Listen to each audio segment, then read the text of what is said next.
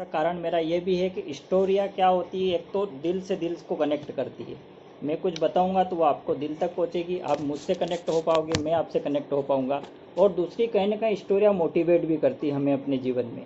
तो कई हमारे जैसे भाई बंधु हमारे साथ है, उनको भी ये लगेगा कि ये काम तो बहुत आसान है, ये कर सकता है तो मैं भी कर सकता हूँ।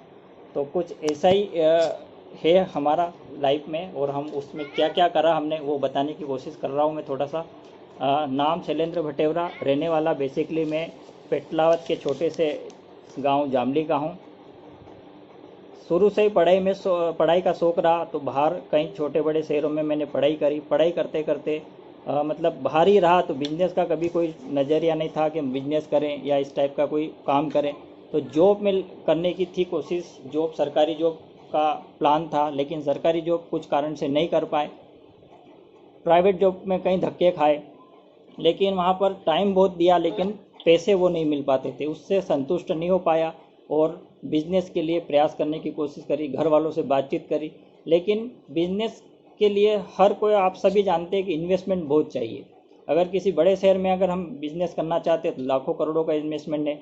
गांव में इस टाइप के कोई बिज़नेस करने से कोई मतलब नहीं है कि कहीं से हमें वो वहाँ से रिकवर हो जाए हम जो पैसा लगाएंगे।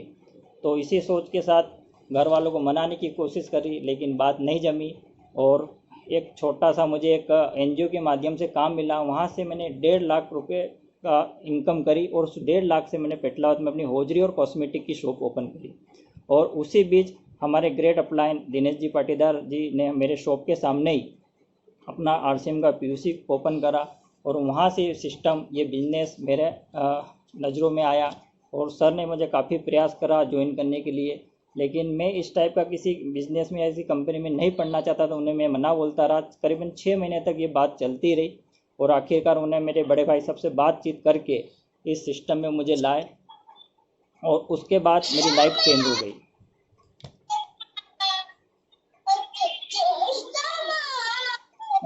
दुबे जी, आप सभी को अनम्यूट कर दीजिए, आवाज़ डिस्टर्ब हो रही है शायद उसमें।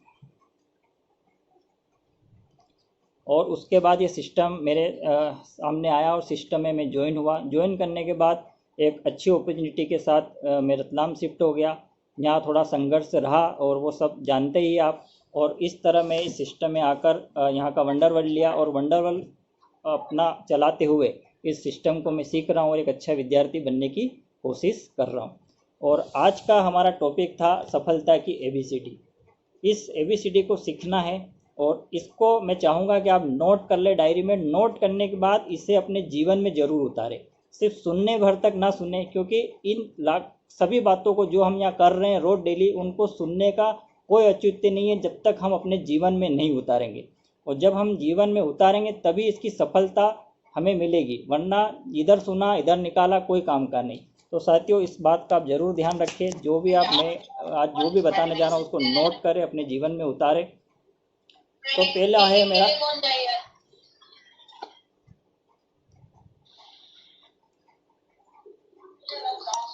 दुबे जी सेटिंग में जाके ऐसा करोगे शैलेंद्र जी के अलावा कोई अपने आप को म्यूट नहीं कर पाए। वो जो राइट का निशान है हटा दो और म्यूट ऑल कर दो।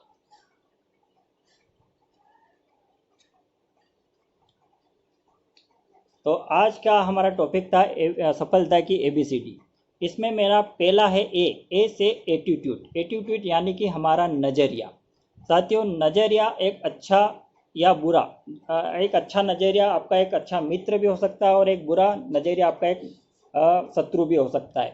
नज़रिए को लेकर इंसान के हर काम अपने रंग में रंग सकता है नज़रिया। और नज़रिया ही है वो चीज़ जो इंसान को, संसार को किस रूप में देख रहा है। अगर वो अच्छे नज़रिए के साथ उसको व्यवहार में लाता है तो उसका पॉजिटिव नज़रिया बनेगा। अगर वो नेगेटिव रूप में लाता है तो उसका नेगेटिव नज़रिया बनेगा, और कहीं ना कहीं उसकी जो भी उसका व्यवहार था उसका कहीं ना कहीं वो उसको डिस्टर्ब करेगा। साथियों, इसको नज़रिए को मैं एक छोटी सी कहानी के माध्यम से डिफाइन करना चाहूँगा। एक बार एक जिले के स्कूल में एक प्राचार्य ने, अपने स्कूल के प्राचार्य ने अपने श्रेष्ठ 3 शिक्षकों को अपने पास बुलाया, जो काफ़ी इंटेलिजेंट थे। उनको बोला कि हम आपको 90 ऐसे स्टूडेंट देंगे जिनका IQ लेवल बहुत शानदार है, वो सर्वश्रेष्ठ स्टूडेंट है हमारे एरिया के। वो 90 स्टूडेंट हम आपको दे रहे हैं। आप 1 साल तक उन्हें अपनी गति के हिसाब से पढ़ाइए और 1 साल बाद हम उनका रिजल्ट देखेंगे कि उन्होंने क्या सीखा। तो इसमें स्टूडेंट भी खुश हो गए, वो तीनों शिक्षक भी खुश हो गए। 1 साल तक उनको पढ़ाने का मौका दिया गया। 1 साल होते होते लास्ट 6 सेमेस्टर का जब एग्ज़ाम हुआ तो पाया गया कि जो स्टूडेंट है 90, वो उस क्षेत्र के जो भी स्टूडेंट थे उनसे 30 से 40% ज़्यादा नंबर लाए, यानी कि उनका प्रदर्शन था वो बहुत बेहतरीन रहा। और अब प्राचार्य ने उन शिक्षकों को बुलाया और उनसे कहा कि मैं आपके सामने एक बात कबूलना चाहता हूँ। तो उन्होंने बोला बताइए सर क्या बात है। बोले कि हमने जो आपको 90 स्टूडेंट दिए वो औसत से भी कम के थे, उनका कोई IQ लेवल नहीं था अच्छा, वो श्रेष्ठ नहीं थे, हमने तो ऐसे ही लिस्ट बना के आपको दे दिए थे। तो शिक्षक बड़े खुश हुए कि यार क्या बात है, मतलब हमारी मेहनत और हमें कुछ तो प्रतिभा है कि हमने औसत से भी कम बच्चों को अच्छे नंबर दिलाए। अब प्राचार्य ने बोला कि एक बार और मैं कबूलना चाहता हूँ। बोले क्या कि आप तीनों शिक्षक भी श्रेष्ठ नहीं थे, आप भी हमारी हॉट लिस्ट में टॉप 10 में आते हैं, आप भी मतलब औसत से भी कम शिक्षक हो। तो अब यहाँ पर बात ये आ रही, इस कहानी का माध्यम से ये शिक्षा मिलती है हमें कि नज़रिया, मतलब शिक्षक और स्टूडेंट दोनों का नज़रिया बदला कि आप सर्वश्रेष्ठ हो, आप सर्वश्रेष्ठ हो। तो दोनों का प्रदर्शन इतना शानदार रहा कि 30 से 40% तक नंबर उनको एक्स्ट्रा मिल गए। तो साथियों यहाँ पर नज़रिया बहुत महत्वपूर्ण है, हम किस चीज़ को किस रूप में देख रहे हैं वो महत्वपूर्ण है। हमारा नज़रिया बदला तो हमारा काम ऑटोमेटिक अच्छा होगा, हम सकारात्मक के साथ अच्छे नज़रिए के साथ सोचेंगे तो अच्छे आगे बढ़ेंगे। इस बिजनेस को भी हम उसी नज़रिए से देखें। कई बार छोटी बड़ी चीज़ें होती है, किसी से कुछ अनबन हो जाती है, किसी से कुछ क्या हो जाता है, लेकिन हम उस बात को नहीं देखते हुए नज़रिया सिर्फ चेंज कर लेते हैं यार ये तो बुरा है, और कहीं ना कहीं हमें नुकसान उठाना पड़ता है। तो अगर आप इस सिस्टम में, इस बिजनेस में कामयाब होना चाहते हैं तो अपने नज़रिए को बदलिए, सकारात्मक रहिए और सकारात्मक के साथ सोचिए। ये मेरा पहला एटीट्यूड वाला था। इसमें एक कोटेशन भी बहुत अच्छा था, अच्छे नज़रिए से अधिक संक्रामक केवल एक ही चीज़ है, आपका बुरा नज़रिया। दूसरा मेरा है विश्वास, यानी कि बिलीव। बी से बिलीव यानी कि विश्वास। विश्वास भी किस प्रकार का होना चाहिए? अटूट विश्वास। इंसान अपने दिमाग में जो भी बन सकता है और जिस पर भी वो विश्वास करता है वो उसे हासिल कर सकता है। ये नेपोलियन हिल का एक कोटेशन था। और इस विश्वास ऐसी चीज़ है, हर छोटी से छोटी धीरे धीरे हमारा विश्वास बढ़ता है। हम बारीकी से अगर एक चीज़, एक दूसरे पर विश्वास करना सीख गए और अटूट विश्वास करना सीख गए तो बहुत बड़ी कामयाबी हम पा सकते हैं। और विश्वास को लेकर मैं सिस्टम में आता हूँ, इस बिजनेस में आता हूँ, तो यहाँ पर हमें दो चीज़ों पर विश्वास करना पड़ता है, एक बाहरी ताकतों पे, एक अंदरूनी ताकतों पे। बाहरी ताकतों से लेकर मैं सबसे पहला पॉइंट लेना चाहूँगा अपलाइन। अपलाइन पे विश्वास करना, अपलाइन की बातों को मानना। आप इस सिस्टम को छोड़कर बाहर आप कुछ भी करें, आपकी अपलाइन की कोई बात न माने, लेकिन इस सिस्टम को लेकर आप अपने अपलाइन को बात मानिए और उस पर विश्वास कीजिए कि वो हमें जो बता रहे हैं वो हम ये पालन करें और फिर देखिए आपको कामयाबी। इसका सबसे अच्छा उदाहरण अभी आपने कल वीडियो सुना होगा डॉक्टर गगनदीप जी का। उन्होंने बताया कि 3 महीने तक उन्होंने अपने अपलाइन पे कोई बात नहीं मानी तो उनका चेक धीरे धीरे 2 महीने तो बढ़ा, तीसरे महीने उनका डाउन हो गया। लेकिन अगले 3 महीने उन्होंने अपने अपलाइन को एटीडीएस पालन करा, उस पर विश्वास करा और उन्होंने जैसा बोला वैसा करा तो उनका चेक बढ़ते बढ़ते 1.5 लाख तक का बढ़ गया। तो साथियों यही हमारे अपलाइन की, इस सिस्टम में हमें अपने पालन करना, जो अपलाइन बोलता है वो उसको पालन करें। कुछ मतभेद हो तो आप उनसे चर्चा करें, बातचीत करें, उसके बाद ही कोई निर्णय ले। और ये मतभेद धीरे धीरे आपके ख़त्म हो जाएगा जब एक दूसरे को आप समझेंगे, एक दूसरे पे अटूट विश्वास करेंगे। दूसरा है हमारी जो ट्रेनिंग सिस्टम है, डेवलपमेंट सिस्टम में, इस पे भी आप विश्वास करें। जैसे अभी आप हमारा एजुकेशन सिस्टम बना हुआ है UAE RCM का, उसके जो भी कोर लीडर आते हैं वो हमें मीटिंगें देते हैं, वो सुने, उस पर विश्वास करें कि हमें सही ट्रेनिंग मिल रही है। आज हमारे दिनेश सर ने ये बहुत बढ़िया जूम मीटिंग चालू कर रखी है, इस पर भी विश्वास करें कि यहाँ हमें कुछ न कुछ सीखने को मिल रहा है, कुछ न कुछ नॉलेज मिल रहा है और हम आएंगे, इस पर विश्वास करेंगे कि यहाँ हम सीख रहे, अपने आप को अपडेट कर रहे हैं, हमारा जीवन बदल रहा है, हमें कई चीज़ें सीखने को मिल रही है। ये धीरे धीरे विश्वास पक्का कब होगा? जब बार बार यहाँ पर आएंगे। कई नए साथियों से मेरी बातचीत हुई है जो पहले इस RCM को बिल्कुल नहीं समझ रहे थे, कुछ भी नहीं मानते थे कि RCM में है ज्वाइनिंग उनकी, लेकिन वो सिस्टम में कब आए? जब इस टाइप की जूम मीटिंग में आए, उन्होंने देखा, उनका विश्वास बढ़ा कि हाँ कुछ तो हो रहा है, कुछ तो हो रहा है। अभी कल हमारे बीच शायद एक मैडम आए थे, मैं नाम भूल रहा हूँ, उन्होंने भी वो किसी और नाम से अटेंड कर रहे थे, लेकिन जब वो सिस्टम में आए और उन्होंने देखा तो उनका विश्वास जागे कुछ तो हो रहा है। तो ये जो प्रोग्राम होता है, इस टाइप के जो सेमिनार होते हैं, उसको कंटिन्यू अटेंड करें और उस पर विश्वास करें कि यहाँ कुछ बदलाव होगा। तीसरा है आपकी टीम। हमें अपनी टीमों पे भी पूरी तरह से विश्वास रखना है। टीम में सिर्फ ज्वाइनिंग कर ली है तो उसको छोड़ दिया तो कोई काम नहीं देगा। हमें किसी व्यक्ति को ज्वाइन किया है तो उस पर भी विश्वास करना पड़ेगा, अटूट विश्वास की कुछ न कुछ करेगा, कुछ न कुछ काम करेगा। इस तरह हम उसके काम को, उसके व्यवहार को, उसकी इच्छाओं को जानते हुए उसके साथ विश्वास का संबंध जोड़ेंगे तो कहीं ना कहीं बहुत बड़ी कामयाबी हमें मिल सकती है। चौथा पॉइंट है मेरा कंपनी। अब साथियों कंपनी पे भी विश्वास करना बहुत महत्वपूर्ण है। कंपनी पे विश्वास कब जागेगा आपका? जब आप कंपनियों के स्ट्रक्चर देखोगे। 20 साल से कंपनी काम कर रही है, आप भीलवाड़ा जाइए, विजिट करिए, देखिए कि वहाँ पर क्या हो रहा है, और ऐसे ऐसे आपका विश्वास बढ़ेगा। नया व्यक्ति आपसे कनेक्ट होता है जो वो विश्वास नहीं कर पाता है, तो हमारा बिलीव उस कंपनी के प्रति ज़्यादा होगा, तो हम उसको उसी अटूट विश्वास के साथ बता पाएंगे कि भैया इस कंपनी में ऐसे ऐसे हो रहा है, ये 20 साल से टिकी हुई है, कभी भागेगी नहीं, इसका पे आउट बहुत अच्छा है, टाइम पे पैसा डाल देती है। ये सब चीज़ें जब धीरे धीरे हमारे अंदर आएगी तो हमारा विश्वास दृढ़ होगा, हम नए व्यक्ति को उसी कॉन्फिडेंस के साथ बता पाएंगे। और चौथा है मेरा इस इंडस्ट्री पे अविश्वास करना, यानी कि नेटवर्क इंडस्ट्री पे। कहीं ना कहीं हम किसी भी इंडस्ट्री पे काम करते हैं, जैसे आपके इंश्योरेंस इंडस्ट्री है, फिल्म इंडस्ट्री है, ऐसे नेटवर्क इंडस्ट्री है, लेकिन इस पर लोग इतना विश्वास नहीं करते क्योंकि इस पर नेगेटिविटी ज़्यादा हावी है और ये विपरीत धारा में हमें ले जाती है। तो इस पर भी हमें धीरे धीरे विश्वास करके आगे बढ़ना है। विश्वास से ही बात आती है कि जैसे ये 4-5 मेरे विश्वास के पॉइंट हो गए, और 5वां मेरा पॉइंट है स्वयं पर विश्वास। ये विश्वास तो आपका एक भारी ताकत हो गई, लेकिन सबसे ज़रूरी है हमारी अंदर की ताकत। हम अपने आप पर विश्वास नहीं करेंगे तो ये भारी ताकतें कोई काम की नहीं। सबसे पहले हमें अपने आप पे विश्वास करना पड़ेगा, वो भी अटूट विश्वास के मैं कर सकता हूँ। जब तक हमारे अंदर विश्वास नहीं होगा हम कोई काम शुरू ही नहीं करेंगे। पहले हमें अपने आप को विश्वास करना पड़ेगा। इसका एक उदाहरण लेते हैं अपन।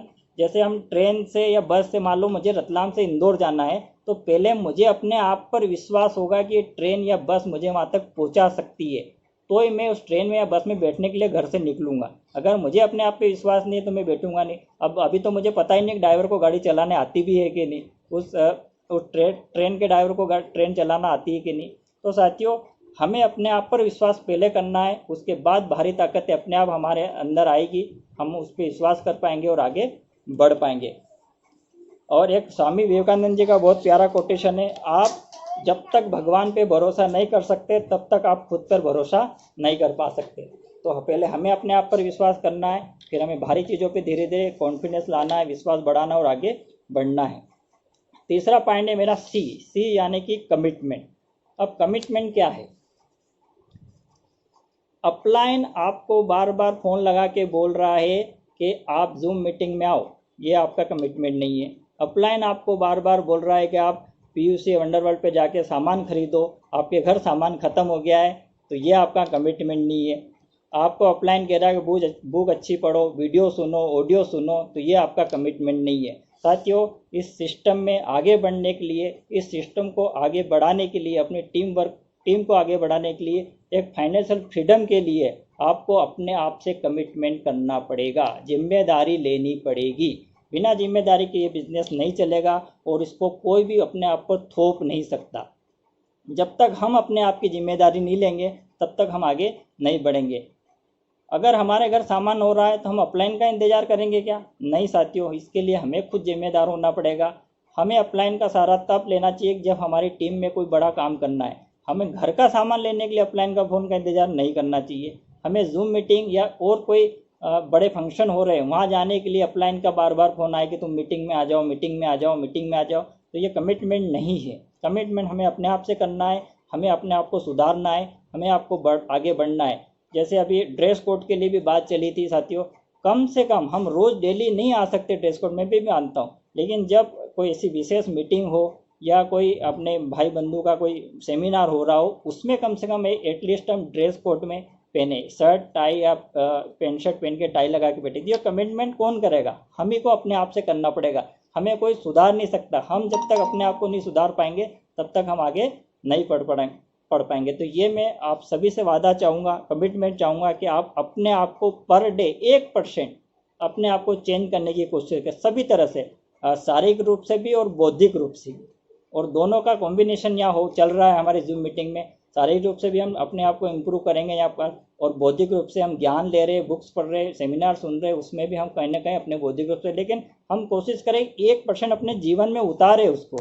सुनने भर से काम नहीं चलेगा, उतारना पड़ेगा, करना पड़ेगा। थोड़ा सा तकलीफ होगी, तकलीफ तो होगी, लेकिन हम जब विपरीत धारा में चलने को आ गए हैं तो थोड़ी सी तकलीफ तो हमें सहन करनी ही पड़ेगी।